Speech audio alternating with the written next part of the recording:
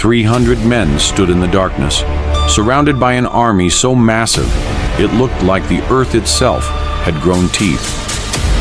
By sunrise, that unstoppable force would be running for its life. No giant weapons, no walls, no cavalry, no secret army waiting behind the hills.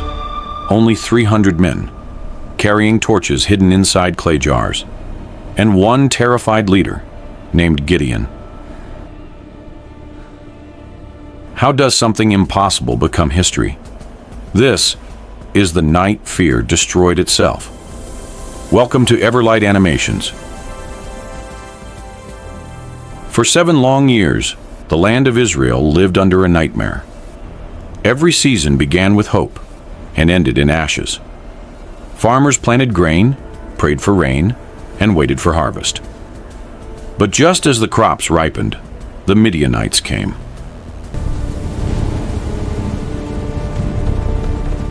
They came in waves, tents covering the valleys, camels beyond counting, warriors armed and laughing as they stripped the land bare. Run, you cowards! This is the beginning!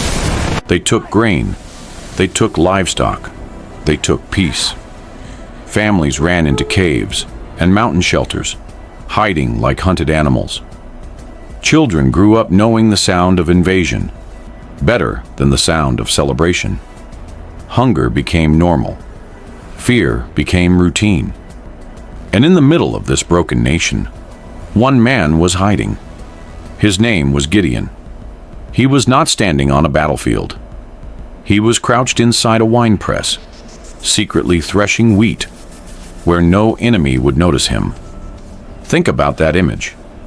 A man working in a pit, trying not to be seen. That was the future hero. No shining armor, no fearless reputation, just survival.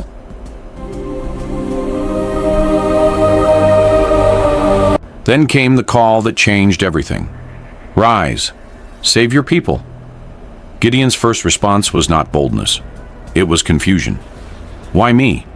My clan is weak. My family is small. I am the least of them all. But history often begins when ordinary people answer extraordinary calls. So Gideon obeyed.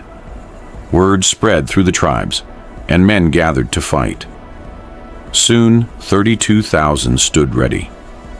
For the first time in years, hope returned.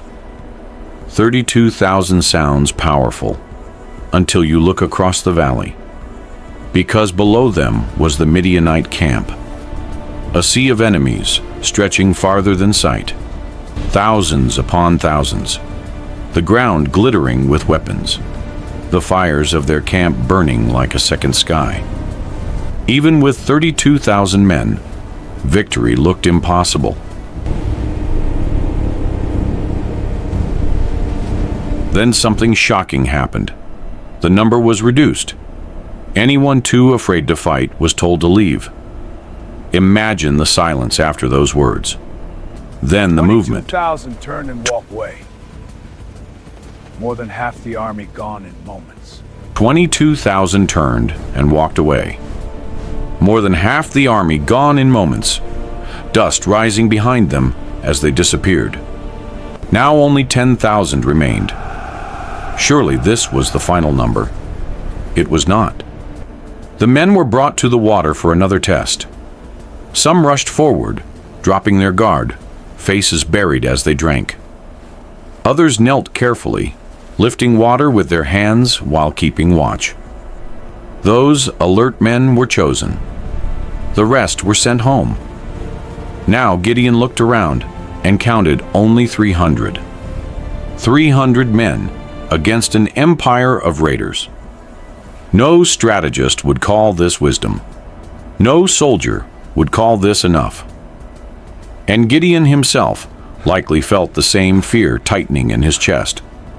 But some victories are designed so no one can mistake where they came from. Night fell over the valley of Jezreel. The Midianite camp settled into sleep. Fires crackled. Another glorious day, no enemy in sight. True, we should rest. Guards relaxed. Warriors laughed. then drifted into dreams. Why wouldn't they? No sane army would attack them, especially not with 300 men. Soldiers, divide into 3 High on the surrounding hills, First group, the left flank. Second, the right. Third, the rear. Gideon divided his force into 3 companies. Then he handed them their weapons. Not swords, not spears, trumpets, clay jars, torches hidden inside. What troubles you, soldier? Imagine being one of those men. What is it? You expected steel. All reason. You received pottery. Below you waits an army that could crush you before dawn. Beside you stand only a few hundred brothers breathing hard in the dark. Every sound feels dangerous. Every second feels longer. You wonder if this is courage or madness. Then Gideon whispers the command, "Wait, watch me, do what I do." The moon slid behind clouds. The valley became black. This was the moment. Then Gideon moved. Crash. A clay jar shattered. Then another. Then hundreds more. The sound ripped through the night like thunder, exploding from every side. Suddenly, flames burst across the hills. 300 hidden torches blazed at once, circling the camp in rings of fire. Then came the next blow. Blast! 300 trumpets screamed into the darkness. Not one trumpet. Hundreds. To ancient armies, trumpets announced units of soldiers. So what did the Midianites hear? Not 300 men. Away! We have been intact! They heard thousands. They woke in panic. Eyes wide. Hands shaking. What is that fire? Half asleep. Smoke! I hear whisperings in the dark. They saw fire surrounding them. They heard horns from every Attack the direction. They shadows! believed death Keep had striking! already We arrived. must prevail! Men grabbed weapons and charged into shadows. But shadows do not bleed. In confusion, they struck each other. Friends became enemies. Orders were drowned by screams. Camels bolted. Tents collapsed. Panic spread faster than fire. The mighty army tore itself apart. And the 300?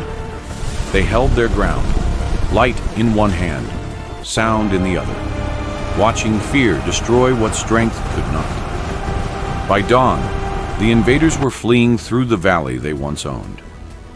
The people, who had hidden in caves, now stepped into sunlight. Fields would grow again. Children would sleep again. Hope would breathe again. And all because one frightened man obeyed when fear told him to stay hidden. I will not cower in fear. My courage is my strength. This story is bigger than battle. Because most people fight Midianites no one else can see. Doubt, shame, failure. Voices saying you are too small, too weak, too late, too outnumbered. Gideon teaches this truth. What looks small in your hands can become powerful in the right moment. A torch inside clay still carries fire. A fearful heart can still carry courage. And the battle you think you cannot win may collapse the moment you stop listening to fear. Sometimes the obstacle is huge. Sometimes your resources are few. Sometimes the night is real. But impossible odds do not decide the ending. Faith does. Obedience does. Action does. So if you feel surrounded right now, remember the valley. Remember the jars. Remember the fire. Remember that 300 was enough. If this cinematic story moved you, subscribe to Everlight Animations for more powerful journeys through history, faith, and forgotten battles. Like this video and share it with someone facing impossible odds. Because the darkest nights often break just before victory.